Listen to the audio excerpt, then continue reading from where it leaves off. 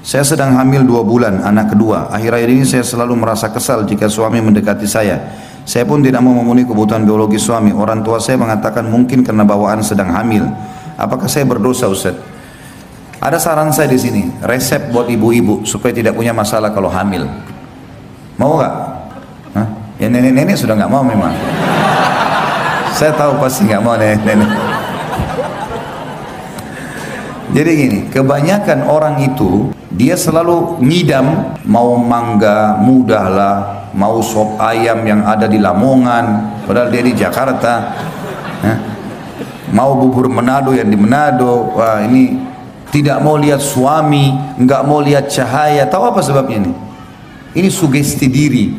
Jadi kadang-kadang waktu ibu masih gadis, ini saya bahasakan ke istri saya.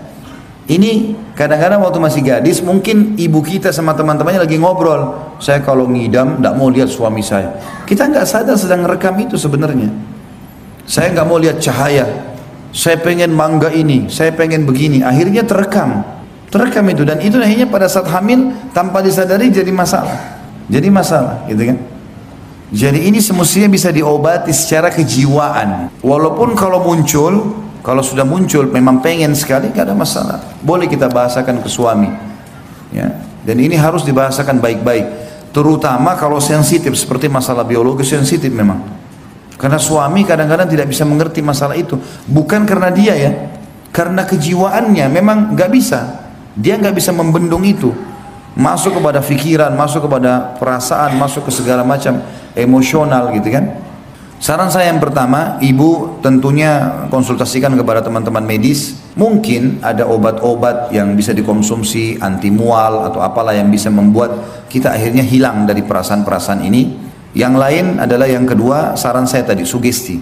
Coba sekarang bilang dalam diri ibu sendiri, saya nggak masalah. Saya kalau ada makanan saya makan, nggak masalah. Saya suka dekat dengan suami saya. Jadi harus bahasanya seperti itu.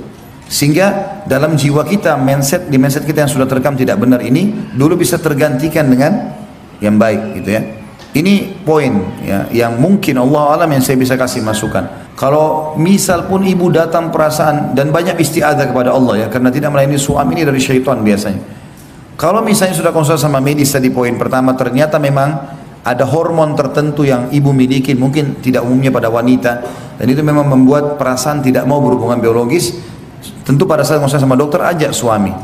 Jadi ibu tenang, suami juga tenang. Memang istri, misalnya dokter bilang memang istrinya bapak ini begini keadaannya, mungkin bisa dimengerti. Insya Allah kan dengan konsultasi sama dokter dia bisa paham. Atau mungkin ibu yang dibahasakan, indah bu, ini cuma sugesti ibu, nggak apa-apa, ibu biologis nggak apa-apa. Kita tahu wanita hamil nggak ada masalah dengan biologis. Itu cuma keyakinan orang Yahudi ya.